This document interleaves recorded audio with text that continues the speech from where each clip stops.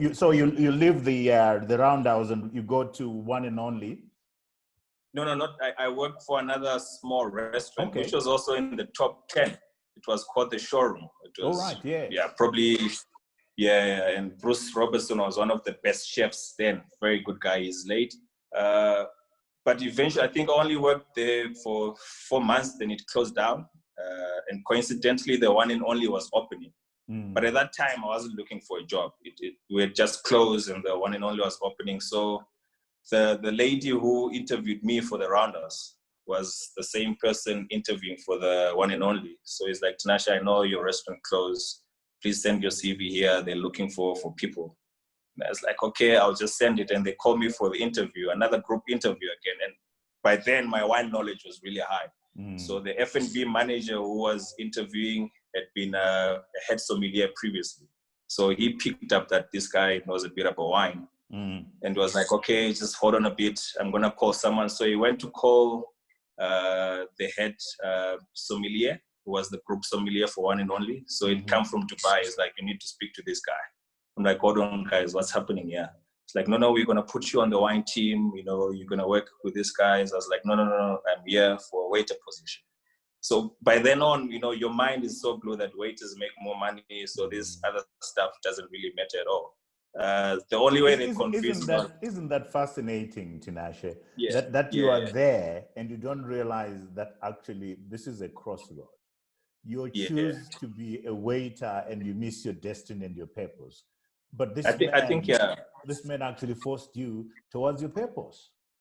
Exactly. Yeah, it's literally what happened, and I feel that's what's been happening in Cape Town, or I don't know, probably elsewhere over. Like, people end up in waitering jobs, but realize most of the time it should be a stepping stone, generally.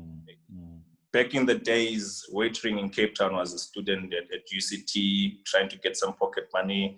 It wasn't a really big profession, and then the Zimbos and made it really, you know, a profession. So at the back of my mind, I realized, okay, this is going to end, but to get there. So One and Only taught me that, and eventually, obviously, they convinced me to be on the wine team. That's where I realized, okay, there's a sommelier, and, you know, One and Only had a massive seller back then. I think we had a collection of almost 8,000 bottles. You know, that's more than 100 different labels. So me trusting to that, I got excited. I was like, okay, this is something, there's an opportunity. And obviously, I had good mentors back then, the senior sommeliers, Andre Becker and Eric Potter. You know, they really instilled that love of the profession, because they really handled it well. That's, you know, that's where I saw the guys with the jackets and the pins. I was like, I want to be those guys, you know. But let me start here. So I started. So those guys influenced your move to become, to love wine and to become a sommelier. Is that what you'd say? Yeah. Especially Andre Becker, you know. I struck on very well with him just the beginning, because, you know, I would pamper him. Andre, I'm asking these questions about wine, you know. You get frustrated until you're so used to it, you know. So even working, you know, during service, because the wine cellar was so vast, I would get an order, then you send me to fetch the wine. But I'll take time to come fetch the wine, and you'd come at me shouting, you know, all the time you're telling me, Tinashe, if you can't find the wine, come back to me so I can. But I never wanted to leave the wine cellar without a wine. So because I just needed to understand. So, you know, we struck out, and he fast-tracked me into the program. So I was literally a wine waiter. In 2 months' time, I was a wine butler. In 3 months' time, I was junior sommelier. And he's the one who led me to go and, you know, enroll in Cape Wine Academy, WSET, and make it a profession proper. So, you know, so One and Only opened in 2009. Then the World Cup came. And after the World Cup, you know, there was a lot of restructuring. And most of the guys left. Andre left. And I was still there because I was still growing. I couldn't leave. So new guys came in, Luvon Tezo.